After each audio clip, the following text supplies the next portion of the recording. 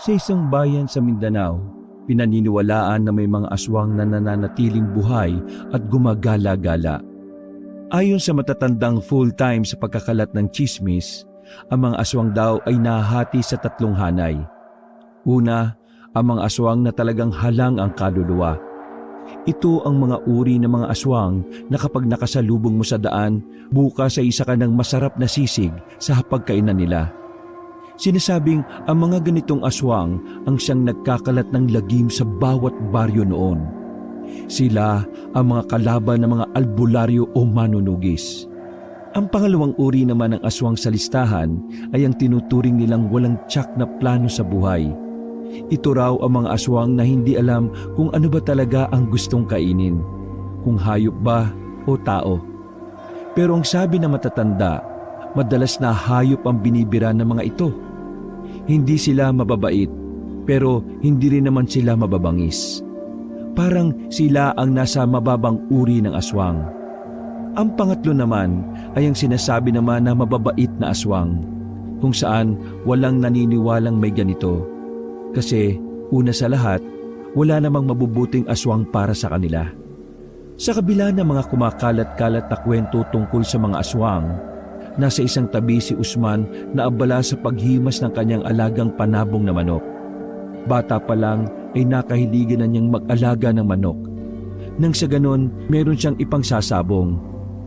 Minana niya ang walang kakwenta-kwentang ugali ng kanyang ama na nauna nang namatay dahil sa katangahan. Nahulog ang tatay niya sa construction site dahil sa kakalingon sa babaeng maganda. Nang mawala ang ama ni Usman, siya ang pumalit na sabongero. Bagay na kinasakit naman ang ulo ng kanyang ina. Dahil mas pinili pa nito na maging hari sa sabungan kaysa maging bida sa eskwelahan. Kapag ako napikon sa iyo, Usman, yung mga alaga mong manok, gagawin kong adobo yan. Puro na lang yan ang inaatupag mo ah. Bakit hindi ka magtrabaho nang meron kang maambag sa pamilya natin? Sa araw-araw na ginawa ng Diyos, laging galit ang 70 anyos na si Aling Nena. Umaga hanggang hapon. Kung ano-anong salita na ang pinakakawalan nito, na siya namang buong pusong sinasalo ni Usman. Manok ko na naman ang pinag-iinitan nyo. Wala namang ginagawa sa inyo to eh. Bakit ba laging mainit ang ulo mo sa akin, Nay? Nakakatulong naman ako dito sa bahay kahit na nagsasabong lang ako. Isusumbat mo pa sa akin yung mga panalo mo sa sabong? Lintik ka pala eh, sugal yan eh. Gusto mo yan ang ipampaaral natin sa kapatid mong bunso? Aba, hindi mo alam na ang masama, kahit gamitin mo sa kabutihan, ay masama pa rin. Ay naku naman Nayo, kabisado ko na yan eh. Aray! Nakatikim ng batok ang binata. Sa lahat ng pagbatok sa kanya ng ina ay maging ang manok na hawak niya ay natakot. Kumuwala yon sa kanya at tumalon palayo. Sige, mamiloso ko ka pa. Papalayasin na talaga kita rito. Ayus-ayusin mo ang buhay mo ha. Kapag wala ka pang nahanap na trabaho ngayong taon, abay lumayas ka na rito. Mahiya ka naman sa ate mo sa ibang bansa. Umaasa ka na lang lagi sa padala niya eh. Galit na pumasok sa loob ng bahay ang ginang. Naiwan na lang na napapakamot sa ulo ang binata. Mula nang mawala ang kanyang ama, naging mainitin na ang ulo ng kanyang ina. Ayaw na ayaw kasi ni Aling Nena ang pagsasabong. Yun din kasi ang madalas na pag-awayan ng mga magulang ni Usman. Isang malalim na paghinga na lamang ang pinakawalan niya. Ay nako, kapag ako talaga yumaman, papaliguan ko to si nanay ng pere. Kaya lang naman yan inis na inis sa akin kasi wala na naman sigurong pera.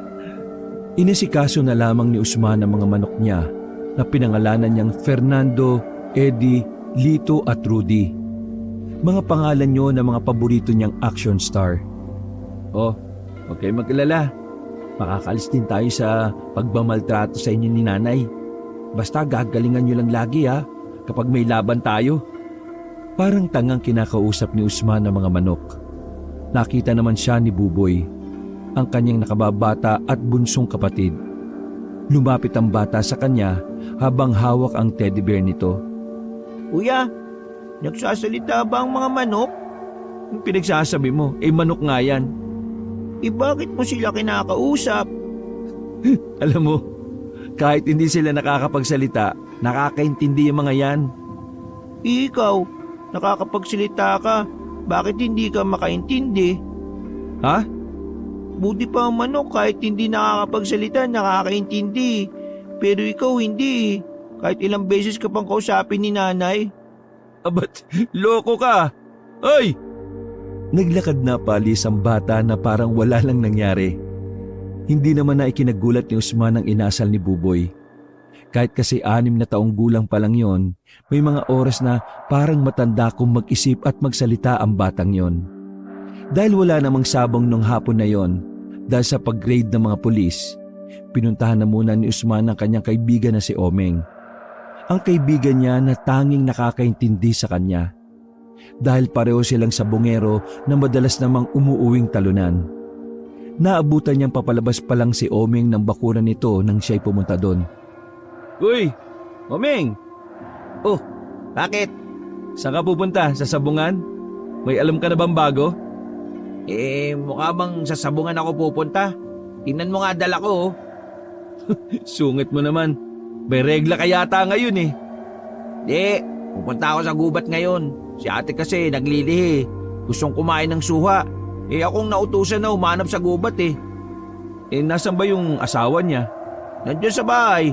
Kaso nga, naglilihi si ate sa suha na dapat ako raw ang kukuha.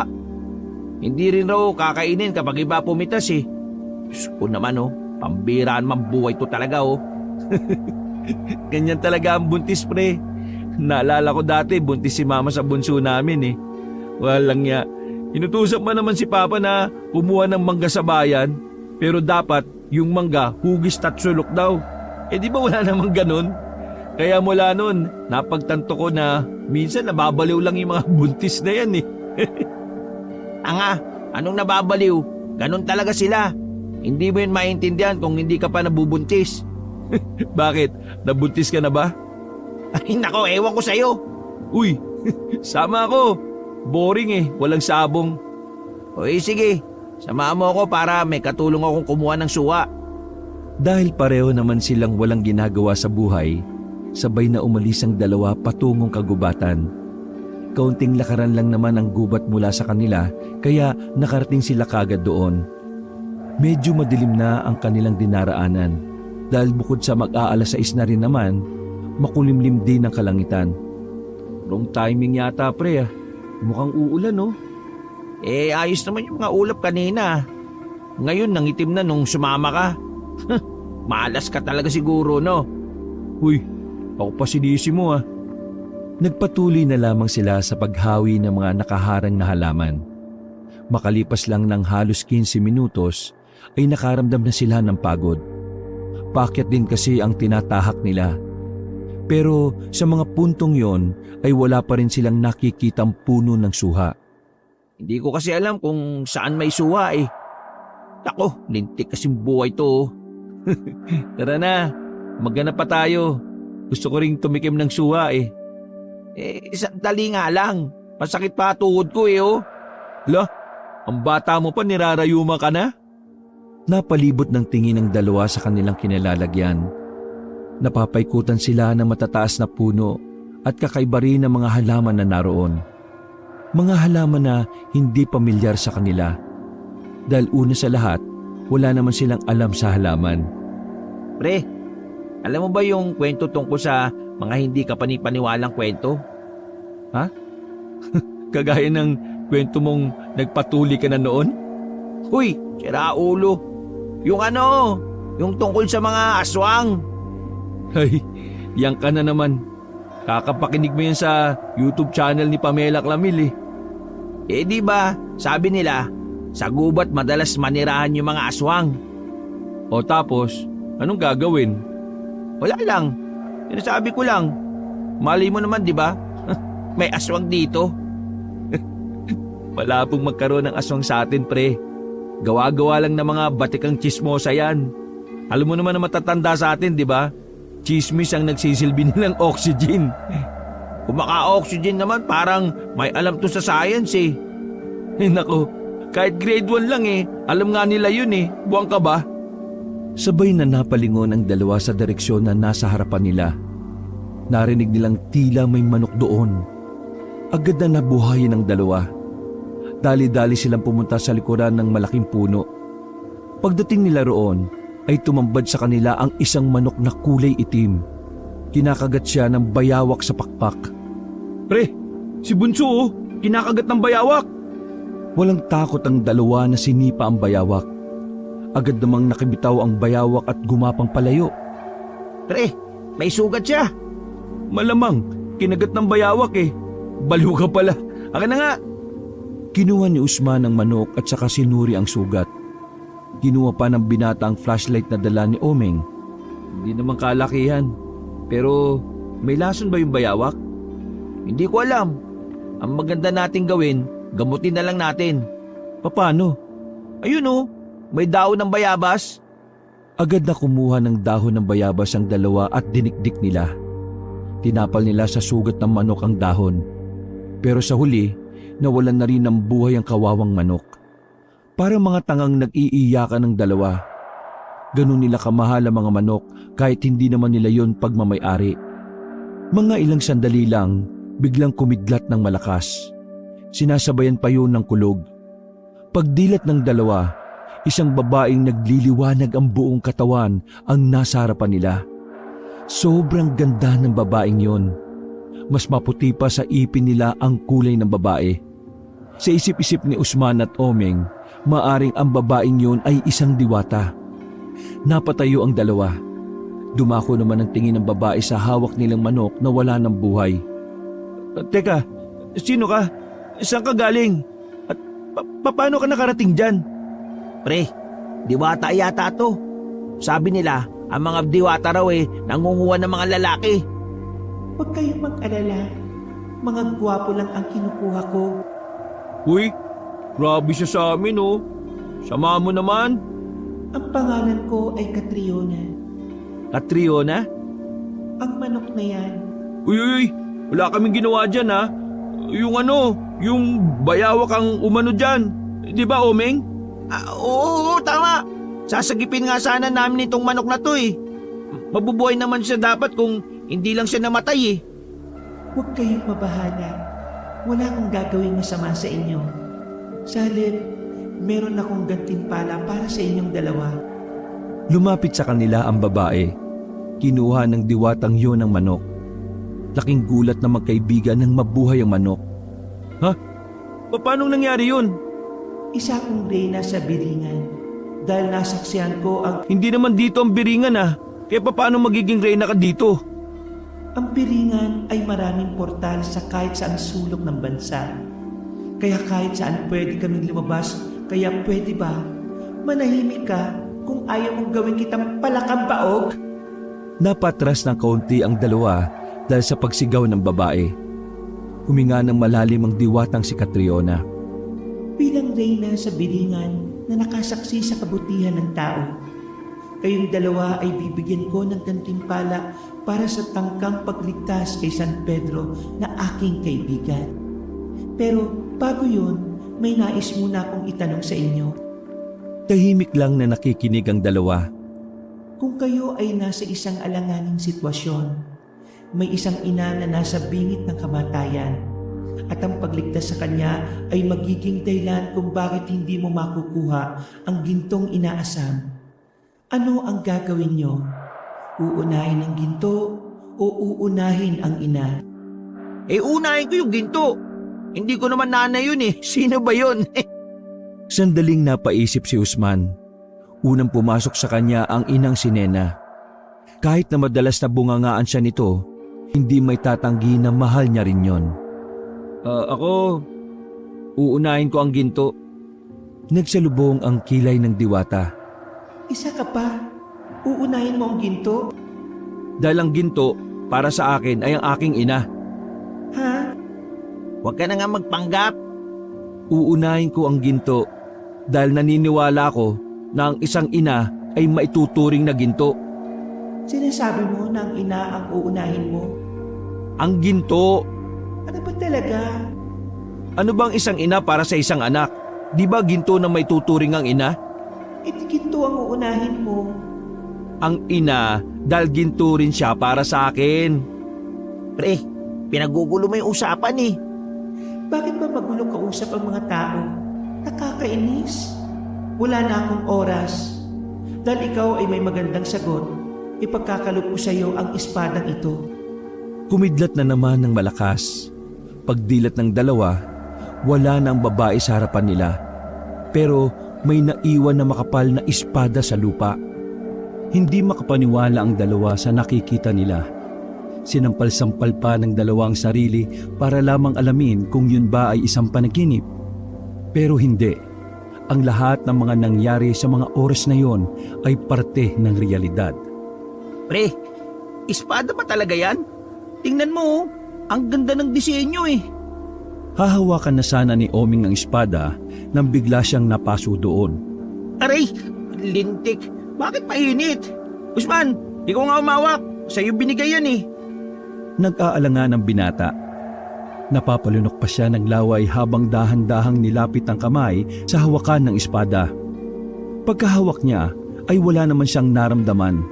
Hindi siya napaso o ano paman. Pre, ikaw nga may-ari niyan. Ikaw lang nakakahawak eh. Langya, anong gagawin ko rito? Yan, di mo alam. Kung sana hindi mo sinayang yung oras ng Reyna ng taga-Biringan eh. Eh di sana may kasama pang paliwanag yan. Totoo ba talagang reyna ng Biringan yun? Totoo ba talagang diwata yun? Aba, ewan ko. Masuring tiningnan ni Usman ang espada. Detalyado ang disenyo. May mga ukit doon na parang isang eksena. May mga tao na may mga kalabang parang halimaw ang nasa disenyo. Hindi kaya magiging tagapagligtas ka? Sira ulo, hindi ko nga mailigtas yung manok ko kay mama eh. Tapos magiging tagapagligtas pa ako. Tinusok ni Usman ang espada sa lupa. Hindi mo ba kukunin yan? Sayang naman. Kung makita ni mama sa bahay yan, baka sabihin na nababaliw na ako. Napailing na lamang si Oming. Nanghihinayang siya sa espadang yon. Dahil ayaw namang dalhin yun ni Usman, kumuha na lang siya ng tali sa bag. Sinukbit niya ang tali sa hawakan ng espada at hinila na lang niya. Dadaling ko na lang kung ayaw mo. Hindi mo naman mahahawakan yan eh. Ayos lang. Ang malaga dala ko. Nagpatuloy sa paglalakad ang dalawa. Halos mangalay si Oming kakahila sa espada. Mabigat kasi yon. Sa tansya ni Oming, 5 kilo ang bigat nun. Pero kung buhatin yun ni Usman, ay parang wala pa yung 1 kilo. Maya-maya pa ay napatigil ang dalawa sa paglalakad. Isang lalaki kasi ang nakita nilang kumakain ng baka sa gilid ng puno. Mas lalo pang kinilabutan ng dalawa nang makita ang mukha ng taong yon. Ay, grabe! Anong klaseng tao yan? Pre, hindi kaya aswang yan? Ha? Aswang? Tumigil sa paglapa ng baka ang lalaki. Tumayo yun at tumingin sa kanila. Kitang-kita nila ang nanlilisik nitong mga mata dahil sa lakas ng ilaw na kanilang dala. Teka, isusunod yata tayo. Anong gagawin natin, uy? Unang nilundagan ng aswang ang binatang si Oming. Pumaibabaw yun sa kanya. Hindi naman nagsayang ng oras si Usman. Sinipa niya ang mukha ng lalaki. Nang hindi yung tablan, ay inulit niya ang sipa. Dinoble niya pa ang lakas. Napaatras ang aswang. Umangil ito na parang simbolo ng namumuo nitong galit. Sa hindi malamang dahilan, dumako ang tingin ni Usman sa espadang nasa lupa. Kinuha niya yon. Nabigla naman si Oming nang hawakan niya lang yon ng isang kamay. Bibigatan? Mas pabigat ka pa sa pamilya niyo kaysa sa espadang ito eh. Wow! Sa'yo pa galing yun, ha? Hindi na nakapagsalita si Usman nang muling lumusob ang aswang sa kanila. Pero hinagupit ni Usman ng espada ang aswang. Tinamaan yon sa katawan. Mula sa hita hanggang sa kaliwang balikat. Agad na bumagsak ang aswang. Walang ano-ano ay unti-unti yung naging abo. Uy! Ang nga, pre! Ang galing mo! Hindi talaga pangkaraniwan niyang espada na yan, pre! Maging si Usman ay gulat din sa nagawa niya. Hindi niya kasi inaasahan na kakayanin niyang pumatay ng isang aswang. Nagtataka siyang nakatingin sa espada. Nanlalaki ang mga mata at hindi makapaniwala. Itong espadang to, ayoko nito. Binitiwan ni Usman ang espada at naglakad palayo. Agad naman siyang sinundan ni Oming para pigilan. Uy, siraulo ka ba? Nakita mo naman kung anong kayang gawin ng espada. Napatay mo yung aswang oh. Pare, ikaw ang papatay sa mga aswang kung sakaling marami nun dito sa probinsya natin. Naku, ayaw ko ng responsibilidad no. Gusto ko lang maging sabungero. Ay, tanga ka talaga. Gusto mo matuwa sa'yo yung nanay mo, di ba? Ito na yung pagkakataon mo. Ayaw ko nga. Sakit lang sa ulo yan. Kung alam ko lang na mag-iinarte ka ng ganyan di sana inayos ko na lang yung sagot ko para ako na yung pinili ng diwata. Sinayang mo yung pagkakataon na patunayan sa nanay mo na hindi ka walang kwenta. Puro ka sabong. Oo, masaya ang sabong. Pero pre, hindi habang buhay may sabong. Kailangan nating humanap ng ibang paraan na may magandang dulot naman sa iba. Sa'yo talaga galing yung mga salitang yan ha? Oo, ako kasi may plano sa buhay. Balo ka na magtrabaho sa susunod na buwan. Tapos ikaw, wala kang balak. Ito na nga yung sign para sa'yo para baguhin mo yung buhay mo Ang dali-dali lang magsalita kasi wala ka sa kalagayan ko Doon ka na, maghanap ka ng suha ang mag-isa mo. Wala, napakaingot mo talaga. Kakainis. Naglakad na paalis si Usman. Hindi na rin siya pinigilan pa ni Omeng. Naunang umuwi si Usman sa kanilang bahay ng malalim ang iniisip. Tahimik lang siya sa gilid. Nagtataka na sa kanya ang ina dahil sa unang pagkakataon, palagay ni Aling Nena ay may tumatakbong makabuluhang bagay sa utak ng anak. Hay, mag-igip ka na ng galon sa bakuran. Mawawalan daw ng tubig bukas ng tanghali. Hindi nagsalita si Usman. Diretso lang siyang lumabas ng bahay. Lutang niyang binuksan ng gripo at kinabit ang hose. Ay, isahod mo yung galon. Bakit kaldero yung sinasahod mo? Sabog ka ba? Sakalang natauhan ng binata. Agad niyang sinahod ang isang galon at saka tulala na namang umupo sa gilid. Sa kalagitnaan ng kanyang pagmumuni-muni, dumating ang batang si Buboy. Hawak-hawak nito ang isang itim na libro. Huminto ang bata sa tapat ni Usman. Ayos ko lang kuya. Nag-iisip ako, huwag kang magulo. Kumagana? Ang ano? Utak mo. Doon ka na nga, buwisit talaga to. Biro lang kuya. Baka kasi may problema ka kaya pinapatawa lang kita. Huminga ng malalim si Usman. Napansin nito ang hawak-hawak na libro ng bata. Nagbabasa ka na naman ng libro na ganyan ha? Di ba sabi ni ate, huwag kang magbabasa ng ganyan? Wala naman si ate dito Ano ba yan? Libro. Tungkol nga saan yung binabasa mo. Alam ko libro yan. Tungkol sa mga aswang kuya. Naniniwala ka ba sa mga aswang? Natuon na naman ang atensyon ng binata sa aswang. Bumalik sa kanyang alaala ang bawat detalye kung papaano niyang napatay ang aswang sa gubat. Napapailing siya. Sa dinami-rami ba naman kasi ng taong mabibigyan ng espada, bakit siya pa? Parang nagsisisi na siya na sumama siya kay Omeng.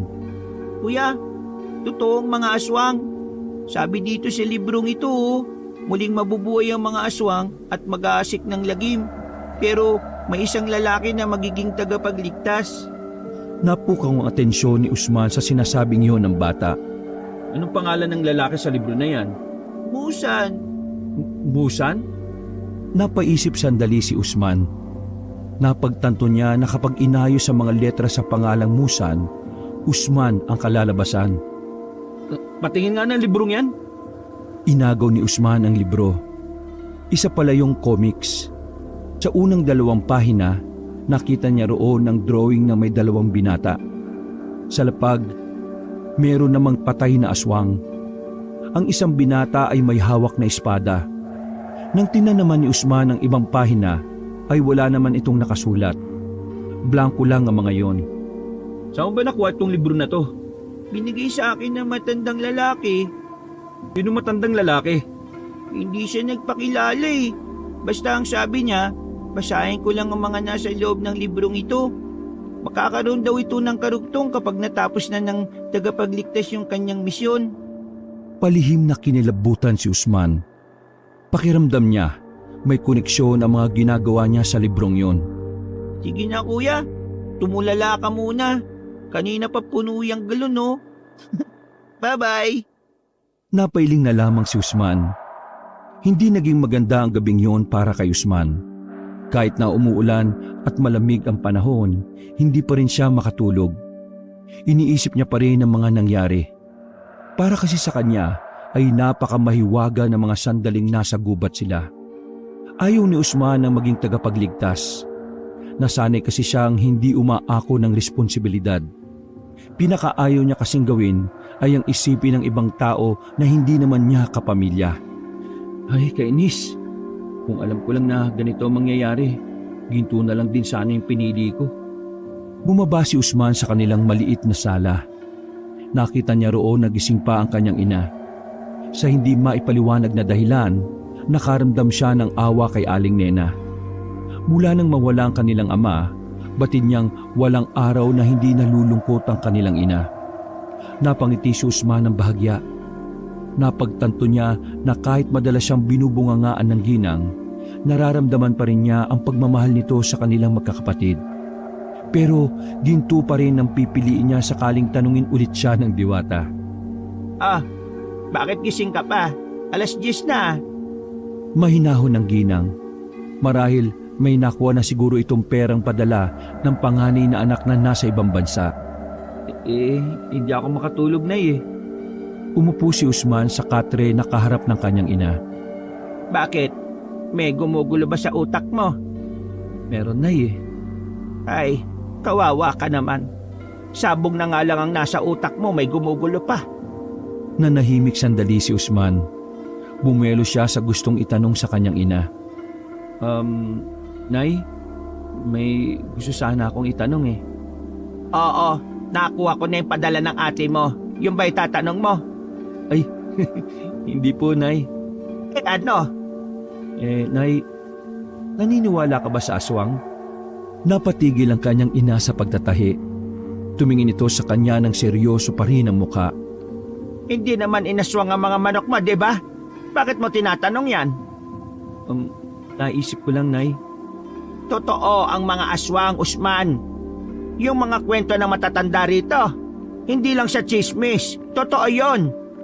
Paanong naging totoo? Totoo, tunay. Maraming nakapagpatunay nun Lalo na yung mga magsasaka dati nung ate mo pa lang ang anak namin ng papa mo. Maraming aswang dito dati. Pero ang sabi, unti-unti silang umalis mula nang dumami na rin ang mga tao. Nakakita ka na ba ng aswang, Nay? Hindi pa. Pero nakaramdam na ako. Inaswang din ako noon dati nung buntis ako sa ate ninyo. Teka, bakit ka ba interesado? Nakakita ka na ba ng aswang? Nagdalawang isip si Usman kung sasabihin ba niya sa ina ang nangyari. Nababahala kasi siya na baka matakot ito kapag nalaman din ang kanyang ginawa. Hindi, Nay. Na-curious lang ako kasi may nabasa akong comic sa palengke. Nako, delikado ang mga aswang, Usman. Kumakain daw sila ng tao. Kaya kapag nakakita ka ng gano'n, abay, tumakbo ka na lang. Ay, sige na. Ay, matutulog na ako. Matulog ka na rin kapag inaantok ka na, ha? At yung pinto, iikandado mo ng maayos. Naglakad na rin paakyat ng hagdan ng ginang. Napangiti na lamang si Usman. Yung kasi ang unang pagkakataon na hindi tungkol sa pagsasabong niya ang kanilang napag-usapan. Napasandal na lamang si Usman sa dingding. Pero maya-maya lang, may biglang may kumatok ng malakas sa kanilang pinto. Malakas din ang ulan noon kaya walang ideya si Usman kung sino yon. Grabe, pambihira naman. Sama na ng panahon, may mga uutang pa kay nanay. Pagbukas niya ng pintuan, bumungad sa kanya ang mahaba at makapal na espada. Nanlaki ang mata ni Usman. Nabahala siya na baka makita yun ng kanyang ina at kapatid. Napansin niya ang tali na nakasabit pa sa hawakan ng espada. Dahil doon, ay alam na niya agad kung sino ang nagdala nun. Wisit ka talaga, Oming, Walang nagawa si Usman. Kinuha niya ang espada at tumakbo siya sa garden nila sa likod ng bahay. Naganap si Usman na maaring pagtaguan ng espadang yon, pero masyado itong mahaba at malapad. Walang kahit na anong kahon ng pagkakasyahan nito. Kaya ang ginawa niya, kahit na lumalakas pa ang ulan ay nagukay siya sa kanilang garden. May bubong naman ang kanilang garden kaya hindi lahat ng parte noon ay nababasa. Yan, diyan ka na muna. Buisit na oming yun ah. Nakahinga ng maluwag ang binata pero hindi pa rin natatapos ang problema niya. Hindi naman kasi kalaliman ang pinagbaunan niya ng espada. Kinabukasan ng umaga ay maagang umalis ang ina ni Usman. Naiwan silang dalawa ni Buboy. Tulala na naman si Usman sa mga pagkakataong yun. Hindi mawala-wala sa isipan niya ang panaginip. Nakita niya sa kanyang panaginip ang diwatang si Catriona. Sinasabi nito sa kanya na gamitin ang espada sa kabutihan. At nagbabala rin ng diwata na may mga paparating na masasamang nilalang para maghasik ng kadiliman. Gulong-gulo na ang utak ni Usman. Hindi niya alam kung papatulan niya na ba ang sinasabi ng diwata at ang pamimilit sa kanya ni Omeng. Pero nag-aalangan pa rin siya. Hindi na lang din kasi sarili niya ang kanyang iniisip. Patid niyang kapag pinanindigan na niya ang pagiging tagapagligtas, maaaring madamay rin ang kanyang ina at kapatid. Dali-dali niyang hinukay ang kanilang garden. Kinuha niya ang espada. Binalot niya yun sa kumot at habang kakaunti pa lang ang tao sa labas, tumakbo siya patungo sa kagubatan. Doon siya nagukay ng mas malalim at mas mahaba. Pero habang ginagawa niya ang paghukay, may matandang lalaki na puti na rin ang buhok ang huminto sa kanya. Nagtataka si Usman kung papaanong may matandang napadpad doon, gayong mataas ang parting yon at lubang nakakapagod akyatin. Sino ka? Sinundan mo ba ako? Ngumiti ang matanda at umupo sa malaking bato na nasa gilid ni Usman. Ako si Tandang Selo. Ako ang nagbabantay sa kagubatan na ito. Nagbabantay? Oo. Kaya alam ko rin kung ano ang nasa loob ng kumot na yan. Gusto mo sa'yo na lang. Ayaw ko niyan eh. Tumayo ang binata at takmang aalis na sana. Pero nagsalita si Lolo Selo na labis na nakasagi ng pride ni Usman. Kang duwag! Anong sabi mo? Tunay nga ang sinabi ng nakababata mong kapatid. Duwag ka sa responsibilidad. Ikaw ba yung matandang nagbigay sa kanya ng libro na may 2 page lang ang laman? Tumango-tango ang matanda habang may ngiti pa rin sa mukha nito. Kilala ko ang diwatang si Catriona. Reyna siya sa kanilang kaharian. Maswerte ka dahil nakita niya ang pagiging busilak ng puso mo kahit puro kasabong. Magkakilala kayo ng diwatang yon? Dati na rin niya akong ginantimpalaan. Ginamit ko ang gantimpala niya sa kabutihan. O di, ikaw na lang gumawa ng pinapagawa niya. Bakit ako pa?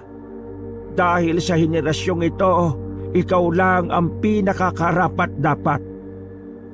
Ayaw ko pa rin, no? Pero alam mo na totoong may mga aswang. Nakita ko ang ginawa mo. Huwag kang magkaila. Umiling-iling si Usman. Huwag mo nang hintayin na pamilya mo na mismo ang direktang ginambala ng aswang. Tapos wala kang magawa. Dahil tinanggihan mo ang misyon. Pagkatapos noon ay naglakad na ang matanda palayo. Nag-iwan ng palaisipan sa utak ni Usman ang huling sinabi ng matanda sa kanya. Ganun pa man, tinuloy pa rin niya ang paghukay. Hanggang sa binaon nga niya ang espada sa lupang yon. Anong tagapagligtas? Bibigyan niyo pa ako ng problema eh. Pagbalik ni Usman sa kanilang bahay ay naabutan niyang nag-aabang si Oming sa kanilang bakuran. Ngumunguya pa yon ng tinapay. Inis niyang nilapitan ng kaibigan. Ikaw talaga sira ulo ka rin eh no? Bakit mo dinala rito yung espada? Eh kung nakita ni nanay yun, eh di budget na naman ako. Sayang kasi. Di sana ikaw na lang.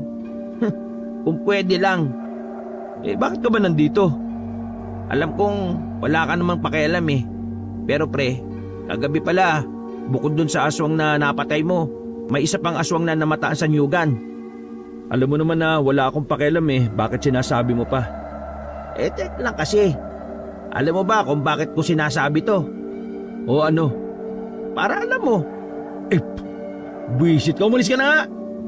Tinulak niya si Oming palabas ng kanilang bakuran. Pumasok na lamang si Usman sa loob ng kanilang bahay at naabutan niya ang librong itim sa ibabaw ng lamesa. Muli niyang tiningnan ang nilalaman ng libro. 2 pahina pa rin ang merong laman. Ang mga natitirang pahina ay nananatiling blanko pa rin. Buboy! Agad na bumaba ang bata mula sa 2 palapag. Nagtataka itong tumingin sa kanya. Itong libro mo, pakalat-kalat. Baka mamaya gawin panggatong to ni nanay eh. Wag, wala pa nga kadugtong eh. Gusto ko sa birthday ko may kadugtong na ito. Mangarap ka na lang. Umiiling-iling ang binata nang umakyat na lang din ito sa 2 palapag. Natulog lang siya ng natulog. Maggagabi na nang magising siya. Ang una niyang inatupag ay ang kanyang mga manok. Nung hapon na yon ay naisipan na lang kasi niyang magsabong. Kinuha niya ang manok na si Eddie. Hinihimas-himas niya pa yun nang bigla siyang makaramdam ng kakaibang pamamanhid sa kanyang kanang kamay. Nabitiwan niya si Eddie. Aray, buisit. Nangyayari sa akin? Bakit ganito? Hanggang sa hindi na niya namalayan na humahakbang na pala ang kanyang paa. Uy, ano to? Bakit ako naglalakad mag-isa? Pabilis ng pabilis ang lakad ni Usman hanggang sa tumatakbo na pala siya. Dinala siya ng kanyang mga paa sa kagubatan. Huminto siya sa harapan ng mismong pwesto ng pinagbaunan niya ng espada. Ay nako, sinasabi ko na nga be. Kahit na ayaw hukayin ni Usman, parang may nagtutulak sa kanya na gawin ang bagay na yon. Hindi niya kayang pigilan. Sunod-sunuran lang siya sa kanyang kamay. Natagpuan na lamang niya ang sarili na binubungkal na ang pinaglibingan niya ng espada. Hanggang sa tuluyan na nga niyang nakita ang espada. Kinuha niya yon. Paghawak niya sa espada, may narinig siyang tila mga yabag ng paa. Nagtago siya nang maramdamang may paparating. Mga ilang sandali lang nakita na niya ang isang lalaki na gutay-gutay ang kanyang suot. Madungis at mahaba ang buhok. Sa itsura pa lang ng lalaki, alam na niyang aswang yon. Lumingon-lingon ng aswang sa paligid na parang hinahanap si Usman. Tahimik lang ang binata kahit na nasa kanya naman ang espada. Nakahinga ng maluwag si Usman nang maramdaman na umalis na ang aswang. Madilim na nang lumabas siya ng kagubatan. Daladala niya na ang espada kahit na ayaw niya. Binalot niya na lamang yon ng kumot. Dahil ayaw niyang makita siya ng kanyang ina na may dala siyang ganong klase ng patalim, dumiretso na muna siya sa bahay nila Omeng. Mabuti na lang din talaga ay si Omeng lang ang tao sa bahay ng mga oras na yon. Oh, daladala mo na yan. Ibig sabihin ba niyan tinatanggap mo na maging... Anong tinatanggap na pinagsasabi mo? Kusa akong dinala ng mga paa ko ron. Para akong hinaltak papunta doon sa pinaglibigan ko nito eh. Sira ulo ka nga talaga. Bakit mo naman yan inilibing? Ayaw ko nga kasi na maging tagapag-ano. Pero tingin ko, kailangan ko na lang talagang manindigan. Yan! Yan ang gusto ko sa'yo. Omeng, may nakita kong aswang sa gubat. Ngayon lang. Tingin ko, nako, marami sila dito. Pero nagtatago lang. Oo, ganun nga. Ay, sa dami ba naman ng tao, bakit ako pa kasi yung napili eh? Nakakainis. Paano na yung sabong ko? Matagal pa bago magkaroon ulit ng sabungan dito. Kaya yan na lang muna ang pagkaabalahan mo. Pumatay ka na lang muna ng aswang. Ang saya nun, di ba? Natigil ang kanilang pag-uusap nang may dumaan na nagtitinda ng balot. Tumigil yon sa tapat ng bakuran nila Omeng kahit na hindi naman sila bibili. Sandaling napatingin sila sa lalaking yon. Sumenya si Omeng na hindi sila bibili. Pero kakaibang ngiti lang ang itinugon nito sa kanila. Nang lalapitan na sana nila ang lalaki, bigla na lang may pinukol na kutsilyo ang lalaki patungo kay Omeng.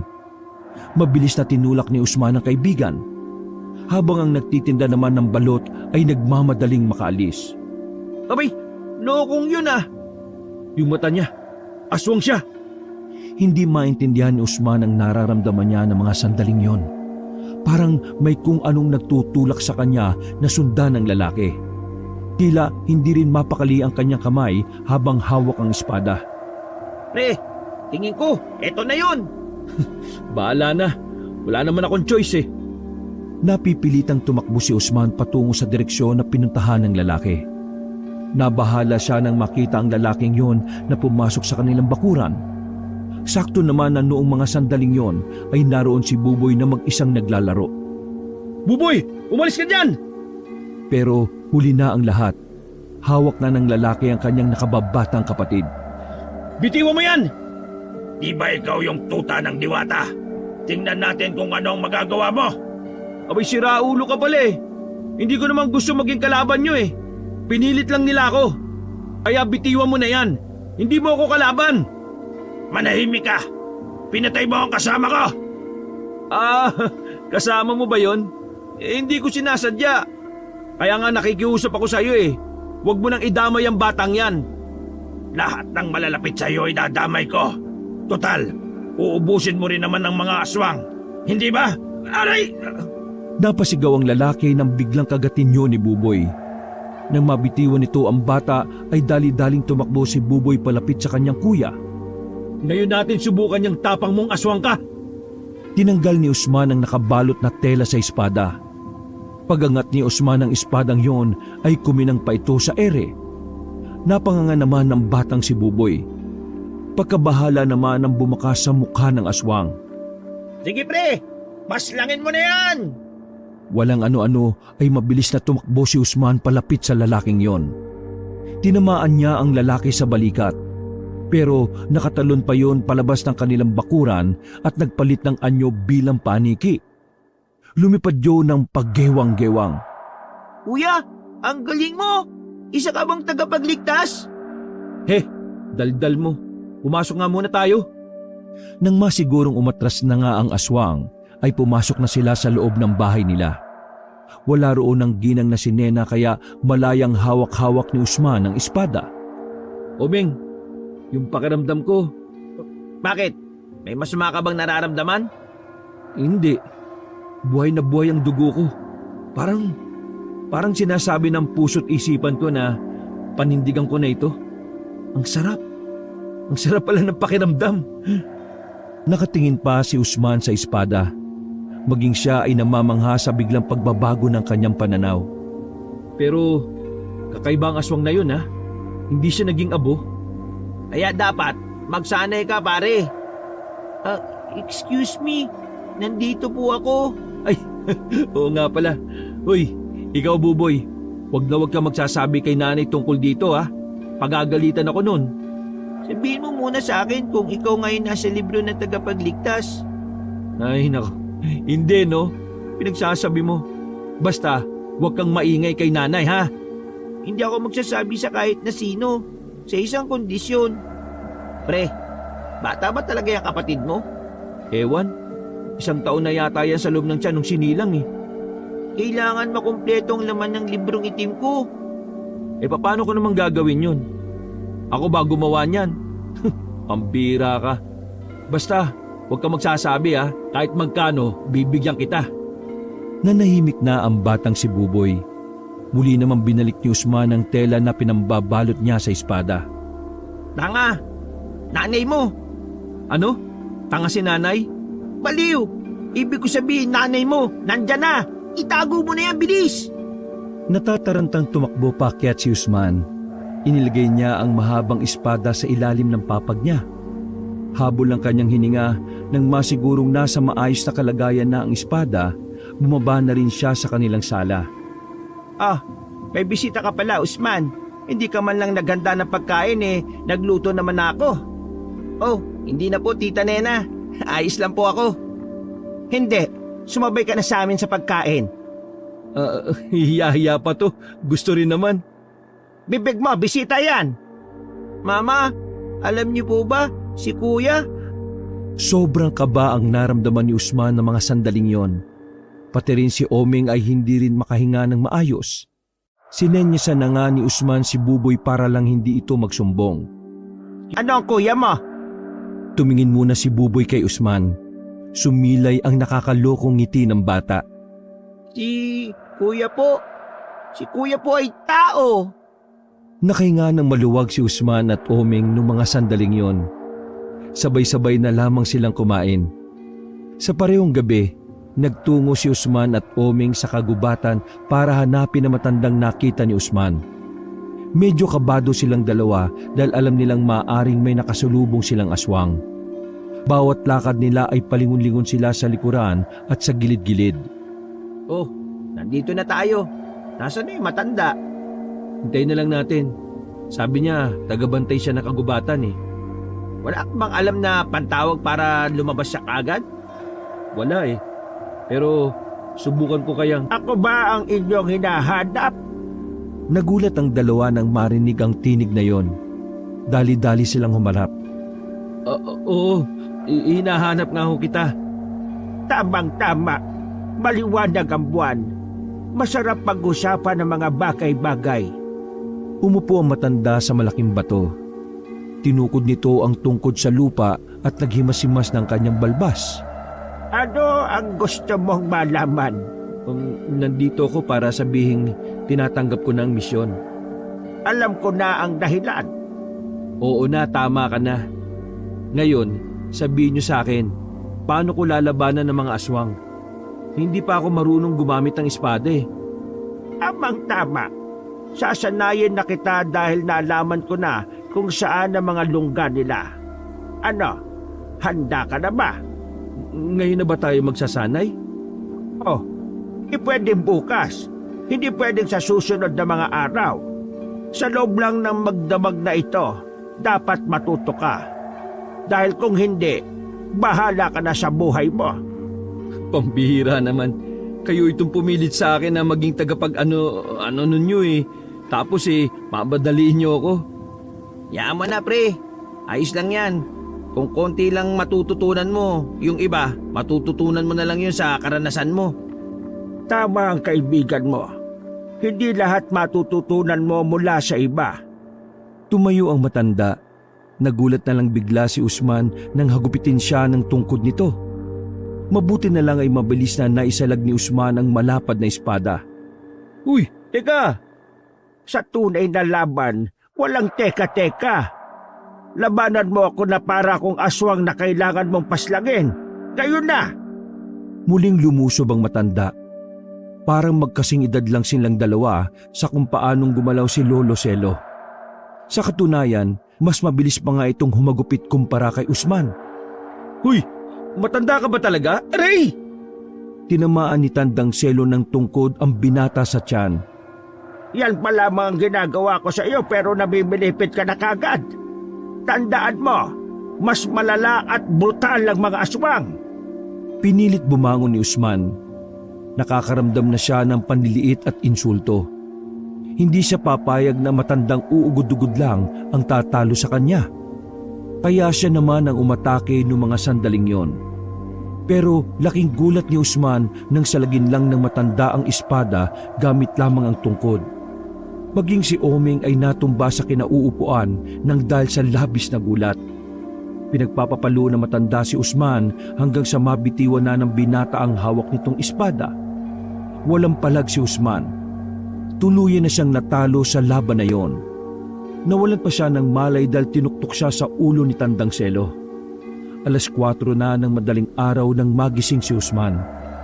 Napabangon siya kaagad nang makita niyang nasa isang kubo na sila. Nasaan tayo, Omeng? Nandito tayo sa bahay ni Tandang Selo. Nawala ka ng malay sa laban niyo eh. Diyos ko, napakahina. Tinungkod ka lang na matanda eh. Nasaan na si Tandang Selo? Maglalaban ulit kami. Aray! Ay sakit. Naramdaman ni Usman ang pagkirot ng ibang parte ng kanyang katawan. Angya, paano ko harap sa mga aswang kung sa matanda lang hindi na ako manalo? Pwede ka namang humarap sa kanila. Napatingin silang dalawa ni Oming sa pintuan ng kubo. Pumasok ang matanda at dala ang pinakuluang barakong kape. Hindi mo naman na kailangan magsanay. Kaya nga ikaw ang napili ni Catriona eh. Kasi alam niyang may natatago kang talento sa pakikipaglaban. Para saan pa yung ginawa natin? Wala. Sinaktan lang kita para masanay ang katawan mo sa sakit. Gustuhin man ni Usman na gumanti pero masakit pa ang buo niyang katawan. Pakiramdam niya ay binugbog siya ng taong bayan. Ano yan, pre? Hindi ka pwedeng umuwi ng ganyan. Mayayari ka sa nanay mo. Ito kasing matandang to eh. Lakas ng trip eh. Oh, huwag ka mag-alala. Mamaya ay lalagyan kita ng mga gamot para mawala ang iba mong nararamdaman. Dahil kinabukasan ng gabi, sasabihin ko sa iyo kung saan mo makikita ang mga lungga nila. Biglang sumeryoso si Usman noong mga sandaling yon. Sigurado ka ba na kaya ko talagang lumaban? Pagtiwala ka sa sarili mo, Usman. Tiwala lang. Teka, tungkol sa libro. Totoo ba na kung ano yung mangyayari sa akin, madudugtong dun sa libro na ibinigay mo sa kapatid ko? O nga, kaya kung gusto mong magandang kwento ang mabasa ng kapatid mo, abay, ipanalo mo ang laban na ito. Sa totoo lang, wala naman akong malalim na dahilan para lumaban eh. Wala namang kasalanan sa akin ng mga aswang eh. Pero gagawin ko na lang ang makakaya ko para makabuo ng magandang kwento. Huwag ka mag-alala, pre. Kapag ikaw namatay, ako nang bahala sa kape at biskwit. Doon na nagpalipas ng oras ang binatang si Usman. Si Oming lang ang umuwi para sabihin kay Aling Nena na may pinuntahan si Usman. Naiwang mag-isa si Usman sa kubo. Umalis din kasi ang matandang si Selo. Sinamantala na niya ang halos buong maghapon para sanayin ang kanyang sarili. Hindi na rin kasi masakit ang katawan niya noon, kaya kahit na papaano ay nakakakilos na siya. Hapon na makabalik si Tandang Selo. May dala itong kasuotan na siya namang pinasuot nito kay Usman. Yan, sinuot ko nung kabataan ko yan. Yan din ang sinuot ko nung unang kinalaban ko ang mga aswang sa kapis. Nilaban mo ba ito? Siyempre naman, mas mabango pa yan sa kilikili mo. Nilabas ni Tandang Selo ang isang papel. Binigay yun ng matanda sa binata. Nang basahin yun ni Usman ay nakita niya ang mga lugar na nakasulat doon. Ang mga lugar na yan ay lunggaan nila. Ngayong gabi, pwede mo na silang isa-isahin. Tumangon na lamang si Usman. Bumalik na muna siya sa kanilang baryo. Palihim niyang pinagmasdan mula sa labas ang kanyang kapatid at ina. Bumuntong hininga si Usman. Inisip niya na lang din na ang gagawin niya ay para protektahan din ang kanyang pamilya. Dinaanan niya si Oming. Si Oming kasi ang magsisilbi niyang kanang kamay. Gusto rin naman ni Oming na maging alalay ni Usman. Tuwang-tuwa kasi ito sa tuwing nakikitang tinataga ni Usman ang espada sa mga aswang. Ano, handa ka na ba? Ayos na ako. Ikaw ba? Hindi na ba masakit yung katawan mo? Medyo masakit pa rin pero konti na lang. Excited na ako. Ang saya nito. Anong masaya? Mapanganib yung gagawin natin, no? Tara na nga. Sinimulan na ng dalawa ang maglakad. Sumakay sila ng jeep. Yung ibang pasahero ay napapatingin kay Usman dahil sa pagiging abala ng espada sa espasyo. Pakita mo kaya sa kanila yan para hindi na tumingin. Siniko na lamang ni Usman ang kanyang kaibigan. Makalipas lang ng ilang sandali ay nakarating na rin sila sa isang barangay. Ayon sa unang lugar na nakasulat sa papel, may isang pamilya ang aswang na naninirahan sa barangay na yon. Kalmado lang si Usman nung mga sandaling yon. Hindi niya rin maunawaan kung bakit parang naglaho ang kaba sa kanyang kalooban. Nang marating na nila ang tapat ng bahay ay inihanda na ni Usman ang kanyang sarili. Omeng, lumayo ka ng konti. Lumapit si Usman sa pintuan. Kinatok niya yon at saka muling dumistansya. Mga ilang sandali lang, lumabas na mula sa loob ang isang ginang. Sa unang tingin pa lang nila Usman, ramdam na kagad nila na aswang ang nasa loob ng pamamahay na yon. Magandang gabi. May tatanong lang sana ako. Hindi nagsalita ang ginang, pero masama na ang tingin nito kay Usman. Aswang po ba kayo? Pagsabing yun ni Usman ay agad na pumasok ang ginang sa loob ng bahay. Maya-maya lamang ay may mga lumabas na mula sa likuran. Nasa 6 sila. Lahat ng mga yun ay umaangil at nagsisimula na rin maging mabangis. Oo, isa-isa lang. Biglang lumundag ang isang aswang kay Usman. Nahawakan siya nito sa balikat, pero mabilis siyang nakadistansya. Nung oras na yon, batid ni Usman na mabilis ang mga aswang na yon. Pero ang mas pinagtataka niya ay ang pagiging kalmado niya pa rin sa kalagitnaan ng kaganapan na yon. Sige, ako naman! Tumakbo palapit si Usman sa isang aswang na pinakamalapit sa kanya. Akala ng aswang ay pangkaraniwang espada lamang ang hawak ni Usman. Pero nang dumampi na yon sa balat ng aswang, ilang sandali lang ay agad na naging abo yun. Nanlalaki ang mata ng mga aswang. Hindi sila makapaniwala na ganun lang kadali na namatay ang kasamahan nila. Lumusob pa ng sabay-sabay ang 5 aswang. Habang kumakain naman ng popcorn si Oming, namamangha siya sa pinapakitang kahusayan ng kanyang kaibigan na si Usman. Para kasing isang bida sa pelikula ang binata, na kahit ilang beses atakihin ay lagi lang itong nakakailag. Pagwasiwas ni Usman ng espada, malakas na hangin ang humahambalo sa mga aswang. Dahilan para humambalo sila sa tapat ng bahay. Naglakad si Usman sa mga aswang. Tinaga niya agad ang haligi ng tahanan ng mga aswang na yon. Naging abo yun kagaya ng nauna. Naggalit ang mga natitirang aswang. Tumayo ang mga yon at balak na si Oming ang lusubin. Buti na lang mabilis na nakabalik si Usman patungo sa kaibigan. Nakayuko niyang naitarak ang espada sa isang aswang. Paghugot naman niya ng espada ay sa kanya binira ang isa sa gilid. 2 na lang ang natitira. Ang ina at ang isang lalaki na mukhang panganay. Hindi niya matutuloy ang binabalak niyong panggugulo sa payapang buhay ng mga tao! Mas lalong nagbago ng anyo ang ginang. Mas sumaba pa ang nguso nito at ang mga kuko. Pero bago pa man matapos ang pagpapalit niya ng anyo, tinaga na yon ni Usman. Lalaban pa sana ang lalaki pero yun ang huling nakatikim ng espada. Naging abo ang lahat ng mga aswang na naroon. Hindi man lang nahirapan si Usman. Napapangiti na lang siya dahil nagawa niyang talunin ang mga yon. Tara na, Omeng. Pumunta na tayo sa pangalawang lungga. Astig mo talaga. Sabi naman sa iyo magandang madudulot sa iyo ng espadang yan Sayang, ako na lang sana para nararanasan ko rin pumaslang ng aswang. Huwag ka muna magsaya, Omeng. Nagsisimula pa lang tayo. Wala pa tayo sa nakakasabik na parte ng kaganapang ito, no? Bago sila umalis, nakita nila ang ibang tao na nakakita sa nangyari. Lahat ng yon ay nagtataka. Mabuti na lang at may kadiliman sa parting yon.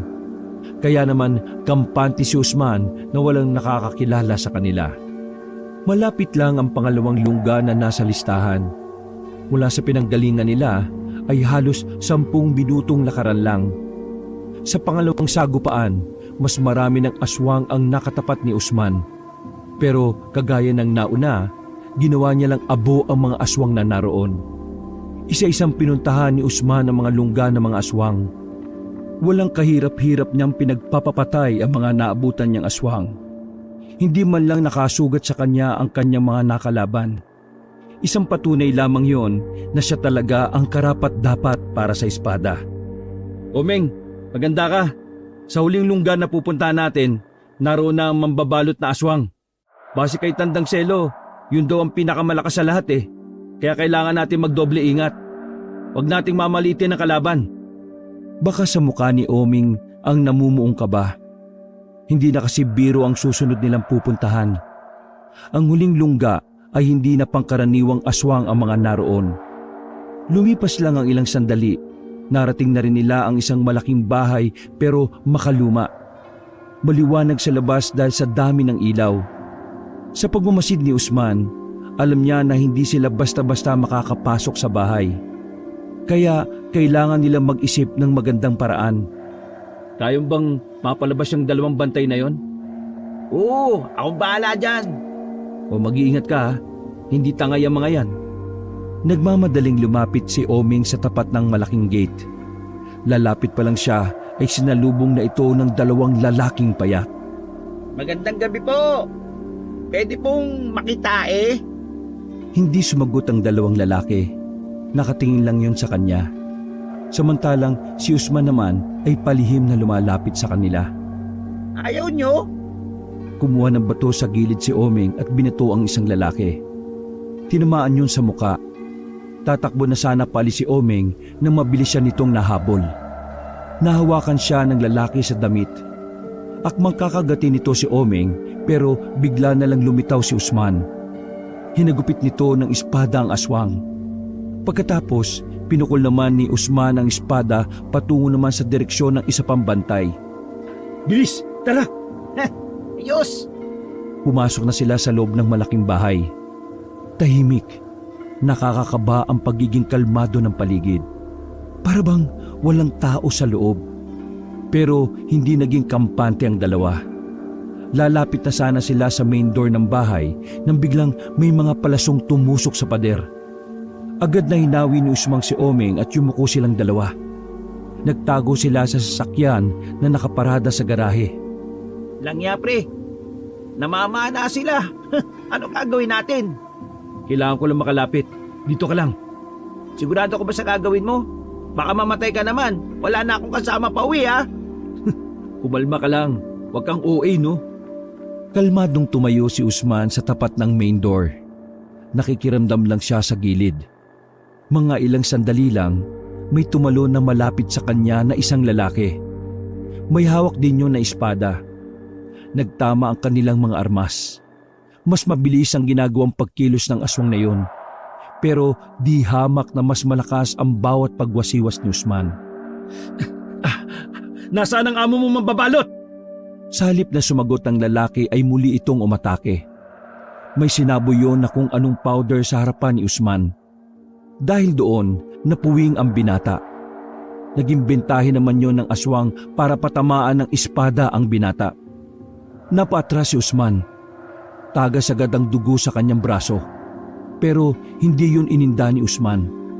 Dahil sa mga sandaling yon, mas lalo siyang ginanahan na makipaglaban. Itinaas niya sa ere ang kanyang espada. Mula itaas ay winasiwas niya yon sa direksyon ng kalaban niya. Malakas na hangin naman ang humambalo sa aswang. Bumalandra yon sa gate. Tutuluyan na sana ni Usman ang aswang na yon pero biglang may dumating. 3 aswang din na kasing katawan lang ng 2 bantay. Meron ka pa palang baka pa. Omeng, ngayon na! Tuwang-tuwa si Omeng dahil sa wakas magagamit na rin niya ang napulot niyang granada sa gubat. Agad na inalis ni Omeng ang pin ng granada. Hinagis nito ang granada sa kinaroroonan nila Usman. Mabilis din namang nakapagtago si Usman sa gilid. Lasog-lasog ang katawan ng 3 aswang. Pero buhay pa ang aswang na may hawak na katana. Hindi na nagsayang ng oras si Usman. Tinaganan niya yun sa likuran. Nang mapatumba na ang kalaban sa labas, tuluyan ang nakapasok sa loob ng malaking bahay si Usman. Pero sa kasamaang palad, wala roon ang mambabalot na aswang. Wala siyang inabutang kahit na sino sa loob. Pero nararamdaman ni Usman na may mga nagmamasid sa kanya roon. Huwag na kayo magtago! Alam kong nandiyan kayo! Lumabas na kayo! Tapusin na natin to ngayong gabi! Naglabasa ng mga nasa itaas. Hindi yun bababa sa 10. Lahat ng yun ay nakatakip ng itim na tela ang mga mukha. Parang mga ninja yun pero aswang. Hindi inaasahan ni Usman na sabay-sabay na lulusob sa kanya ang mga nilalang na yon. Kahit na mabilis umilag si Usman, sa dami ng umaatake sa kanya ay nahihirapan na rin siya. Idagdag pa na ang unang tinamaan sa kanya ay ang kanang kamay niya. Ganun pa man, hindi niya pa rin binibitiwan ang espada. Maigpit ang hawak niya roon kahit may tagas na ng dugo mula roon. Mas may mga utak ang mga ito kumpara sa kanina. Pag-atake ulit ng mga aswang ay nagawang tamaan ni Usman ang isang lalaki. Pero sa halip na maging abo, bigla na lang naging katawan ng puno yon. Ha? Ilusyon? Tama, isang ilusyon lang ang mga ito. Kailangan ko lang mahanap kung alin dito ang totoo. Dahan-dahang umatras si Usman. Habang paabante naman ng mga aswang, sinusuri ni Usman ang mga yon kung alin ang naiiba. Pero lahat ng yon ay magkakapareho talaga. Muli, bumwelo si Usman. Pagwasiwas niya ng malakas ng espada, tumalsik ang mga yon sa pader. Pero wala pa rin nangyari. Hindi pa rin lumalabas ang tunay. Wisit, hirap nito ah. Sugutan na si Usman ng mga sandaling yon, pero hindi siya maaaring sumuko. Sa kanya nakasalalay ang kaligtasan ng maraming tao sa kanilang baryo. Kapag natalo siya roon, maaring pagharian ng mga aswang ang kanilang lugar. Isip, Usman, mag-isip ka. Umataking muli ang mga aswang. Pinagkakakalmot siya ng mga yon. Sa puntong yon ay hirap na rin siyang makailag. Pero nang mapatingin siya sa main door, nakita niyang naroon na si Omeng. Baliw ka, bakit ka pa pumunta rito? Napalingon ang mga nilalang kay Omeng. Naglabas lang si Omeng ng isang tali ng bawang. Napatigil ang mga aswang na yon sa paglapit. Napansin ni Usman na isa sa mga magkakapareho na yon ang tila na ilang. Parang dumistansya siya na makita ang bawang. Agad na sumilay ang ngiti sa mukha ni Usman. Alam na niya ang kanyang gagawin. Pinahirapan mo pa ako ah. Takot ka naman pala sa bawang eh. Muling tinukod ni Usman ang espada at tumayo ng medyo hingal. Buong lakas siyang tumapak sa lamesa at tumakbo papunta sa isang aswang sa dulo. Tinaga niya ang aswang na yon sa dibdib. Pagkabagsak ng aswang, naging katawan na ng punong kahoy ang iba pang aswang. Tinanggal ni Usman ang takip sa mukha ng lalaki. Sumusuka na yon ng dugo. Ano? Sabi mo sa akin, nasaan ang pinakaamo ninyo? Wala, huli ka na. Wala na siya rito. Alam mo ba kung nasaan siya? Pinuntahan niya ang kapatid at ang ina mo. Nagtayuan ang balahibo ni Usman at nanlamig siya bigla. Sa galit ay muli niyang tinaga ang aswang na yon. Kailangan natin makabalik sa baryo. Nasa panganib ang buhay ni nanay at ni Buboy. Ha? Eh di ba, may nilagay naman tayong pangontra sa bahay niyo? Basta, bilis na! Kahit iika-ika na, ay tumakbo pa rin sila paalis. Nang may mapadaan na tricycle ay agad nilang itong pinara. Baliwala na para kay Usman ang mga sugat na kanyang tinamo. Ang tumatakbo lamang sa kanyang isipan ay ang kaligtasan ng kanyang ina at ng kanyang kapatid. Mabilis naman ang biyahe, kaya ilang minuto lang ay nakabalik na sila sa baryo. Karipas nilang tinahak ang bahay nila Usman. Pagdating nila roon, may mga tao na sa tapat ng kanilang bakuran. Naku Usman, ang mama mo at si Buboy, kinuha sila ng mga lalaki. Nako, kawawa naman ang bata.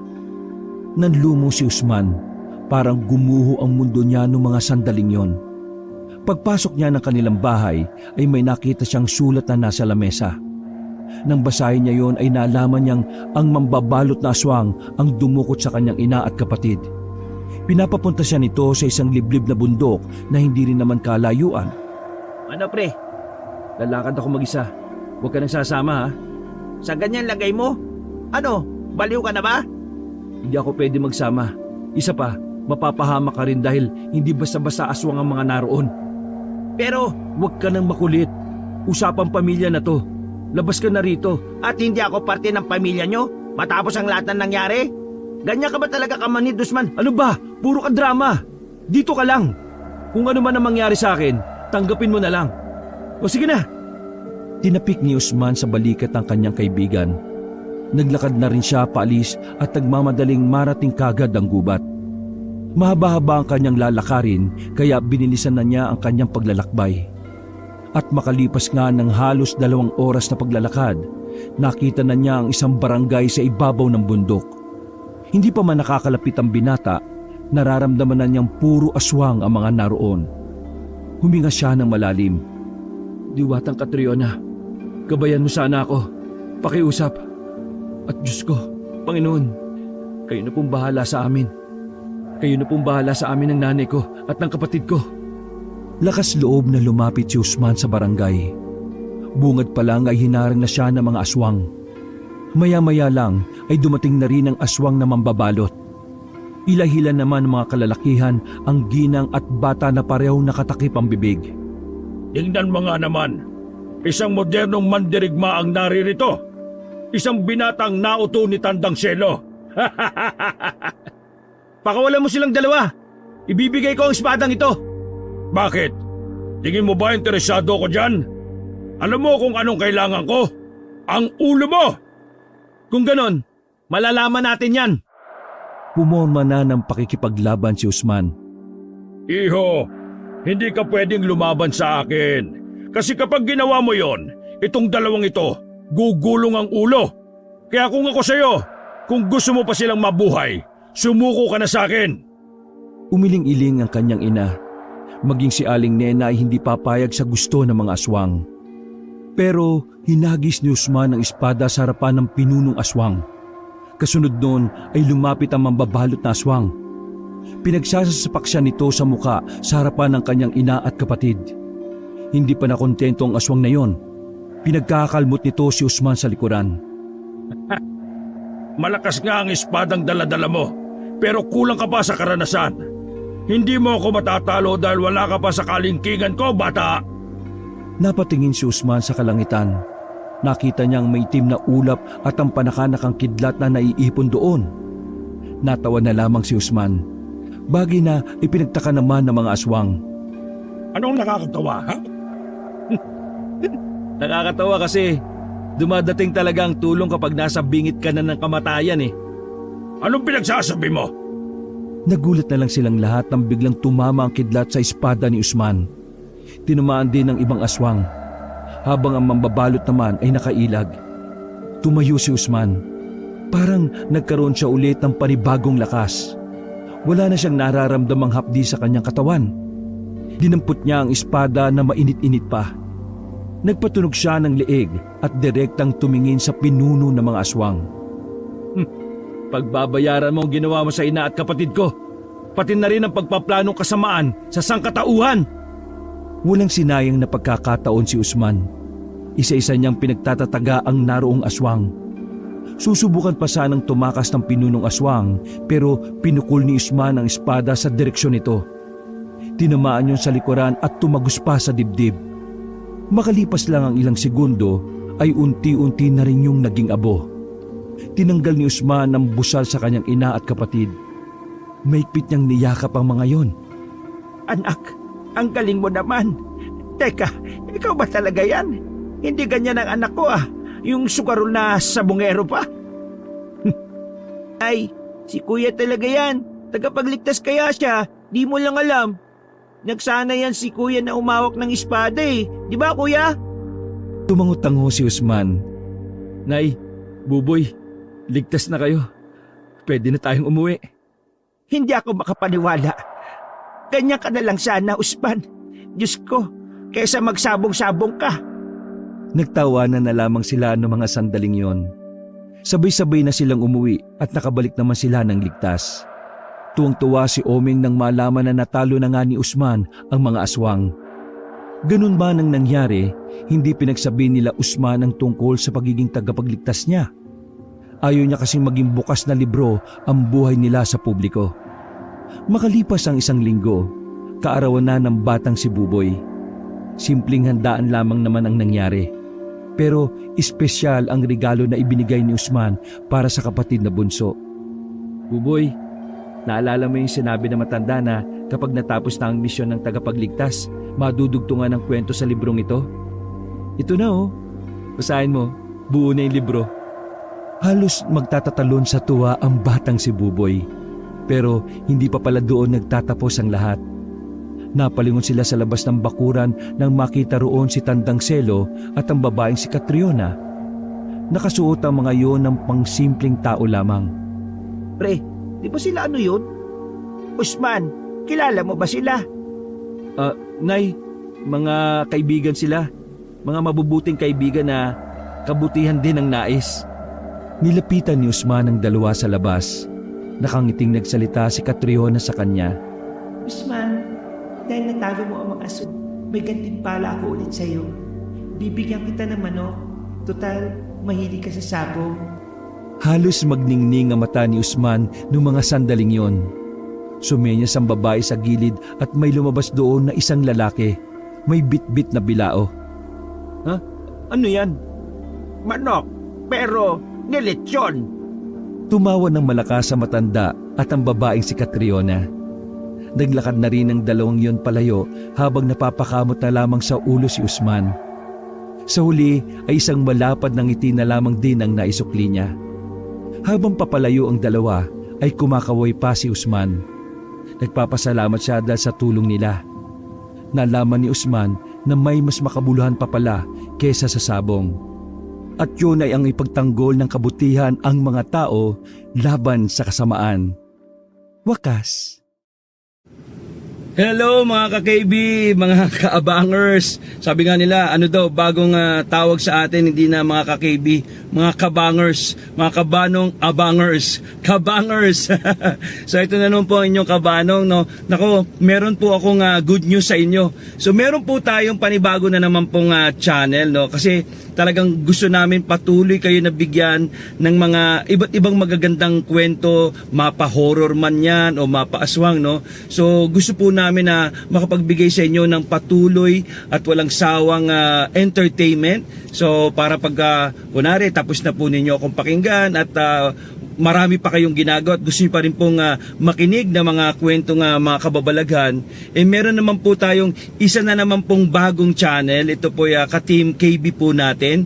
Ito po ay ang mga kwento ni Lola Telang. Yan. So babae naman po na matanda ang magkukwento sa inyo. Pero ang boses sa likod ng Lola Telang ay walang iba kundi si Miss Yvette Tagura Resurrection. Opo, actually po itong si Miss Yvette, kung hindi niyo po nitatanong, siya rin po ay isang batikang voice actor o voice actress. Opo, sa mga Korean telenovela, mga Mexican novela. Siya po ay nagdadub at siya rin po ay nagdedirect, okay, ng mga characters po. Okay, so kasama po natin siya sa dubbing, and at the same time, ito malupit, artista po ito. Kung kayo po ay nanonood ng Wow Mali noon ni Joey De Leon, di ba meron pong mga prank doon? So siya po ay artista, okay, doon sa Wow Mali. So kumbaga hindi lang po ito voice actress, kundi talagang artista po ito on camera. Ayan. So ngayon po ang maganda ho niyan ay na-invite na po natin siya na maging ka-Team KB po natin at magbibigay sa inyo ng mga kwentong kababalaghan, horror at saka mga aswang, no. So ang good news niyan, kasama rin po ako dito ni Lola Telang. Opo, yung kumbaga si Miss Yvette, siya si Lola Telang at iba pang mga iba't ibang boses ng babae, iba't ibang characters. Ngayon, pagdating naman sa lalaki, ako naman po, ang inyong abang lingkod, ang magboboses. So, for the first videos, ako po magiging kapartner niya. Yan. Kaya kumbaga talagang grabe, hindi na po kayo mabibitin sa pakikinig sa ating mga horror and aswang channel, no. Marami na po tayong ini-invite talaga para mag-entertain sa inyo. Dahil sabi ko nga madalas, no, palagi nakikita ko po sa comment na yung mga OFW especially po na talagang alam niyo po habang nagtatrabaho, imbis na nai-stress sila, pagod, 'di ba? Ang daming problema dito sa Pilipinas. Ito po daw ang nag-e-entertain sa kanila. Kaya nga sabi ko nga po sa mga scriptwriters natin na sana po yung ating mga stories, bagamat horror to, bagamat aswang channel po tayo, ay wag naman po masyadong nakaka-stress yung story. Kumbaga meron pong sometimes may halong comedy para talagang nagiging masaya pa rin kayo. Tapos ang ending po niya ay maganda. O, di ba? Kaya yan po ang kaibahan natin sa mga iba't ibang channels ng horror. So bukod sa may mga dramatization, talagang may imagine nyo talaga yung eksena dahil nga po talagang dinadrama po namin ito, ay may magaganda rin po itong mga ending. Kumbaga hindi kayo mababad trip, no? So tapos kumukuha pa po tayo ng mga malulupit na mga voice actors and actresses. Ayan, para po mag-entertain sa inyo. So ngayon po, meron po tayong kauna-unahan, okay, na video. Kaya so again, talaga pong sana po ay mahiling ko po sa inyo isang malupitang suporta. Mag-subscribe po tayo dito sa mga kwento ni Lola Telang na channel. This is a horror channel, no? So sana po ipakinggan nyo rin po. Mag-like po kayo. Don't forget to like, ha. Tama po yung ibang nakibasa ko sa comment, na minsan po ang dami pong views, pero mag-like at comment, parang hindi po balanse. Alam niyo po, sa totoo lang, yun na lang po ang pinakatulong niyo po sa amin. Kaya alam niyo po, sabi ko nga, yung mga nagko-comment kayo, nababasa ko po yun. At yun po ang nagpapalakas sa amin, di ba? Kasi sa totoo lang, ang hirap po talaga biro mo magkukwento ka isang oras mahigit, di ba? Pero pag nakita ko po yung mga comment nyo, di ba? Yung mga like nyo, sobra po talaga kaming nai-inspire ulit na gumawa po ng mga kwento para sa inyo. Kaya sana nga po, masuportahan nyo rin po kami ng pag-comment, pag-like, at syempre, mas maganda yung mga hindi pa, kumbaga bago lang sa channel namin, mag-subscribe po kayo. Alright po, so maraming salamat po. So once again, ihanda na po ang inyong mga headset, okay, yung mga earpods po ninyo, at pakinggan po natin ang mga kwento ni Lola Telang. Sa isang bayan sa Mindanao,